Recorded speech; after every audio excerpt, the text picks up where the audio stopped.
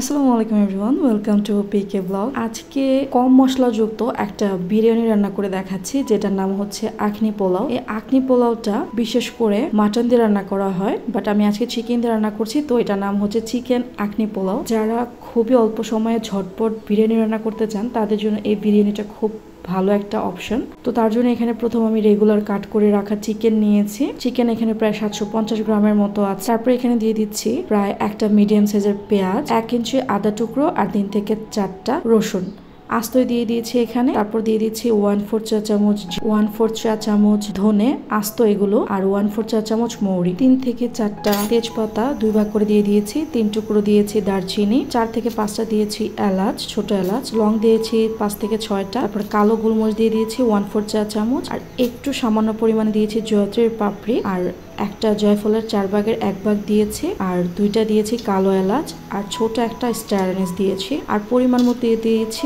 গরম পানি। এখানে আপনারা চাইলে নর্মাল পানিও দিতে পারেন, দিলে গরম হলে ফুটে উঠলে হয়ে যাবে, বাট আমার কাছে গরম পানি ছিল আর সময় কম ছিল, তাই আমি গরম পানি দিয়ে দিয়েছি স্টকটা তৈরি করার জন্য। তো এখন এটাকে একটু ভালোভাবে সবগুলোর সাথে ফুটিয়ে নিব, আর লবণ দিতে কিন্তু অবশ্যই ভুলবেন না।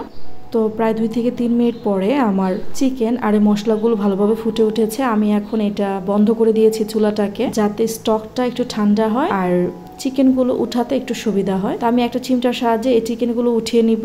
আর বাকি যে স্টক বা আখনি, এটাকে বলা হয় আখনি, এই আখনিটা আমি মশলাটাকে ছেঁকে নিব, ছেঁকে পানিটা আলাদা করে নিব, আর এটা দিয়ে কিন্তু বিরিয়ানিটা রান্না হবে।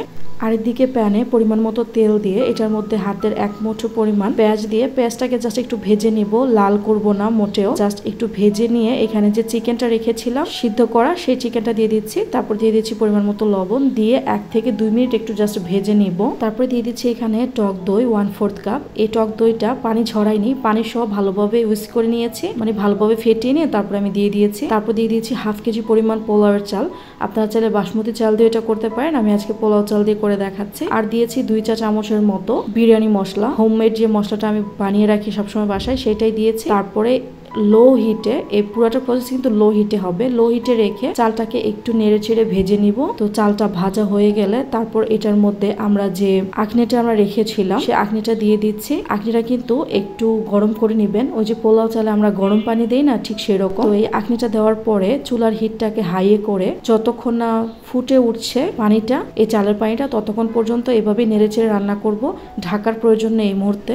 যখন পানিটা ফুটে উঠবে এই পর্যায়ে চুলাটা একটু মিডিয়ামে রাখবো, মিডিয়াম থেকে একটু হাইয়ে, পুরা হাইয়ে না, জাস্ট মিডিয়াম থেকে একটু হাইয়ে রেখে যতক্ষণ না চাল আর পানি সমান সমান হয়ে আসছে সে পর্যন্ত অপেক্ষা করব। যখন দেখবো চাল আর পানি সমান সমান হয়ে এসেছে সেই পর্যায়ে চুলার হিটটা লোয়ে দিয়ে আমরা ঢেকে দিব 1 মিনিটের জন্য। প্রায় 1 মিনিট পরে সাইডের চালগুলো এভাবে মাঝখানে এনে এরকম করে দিয়ে দিব, তারপর আবারও ঢেকে দিব। এই পর্যায়ে কিন্তু চুলার হিট লোয়ে থাকবে।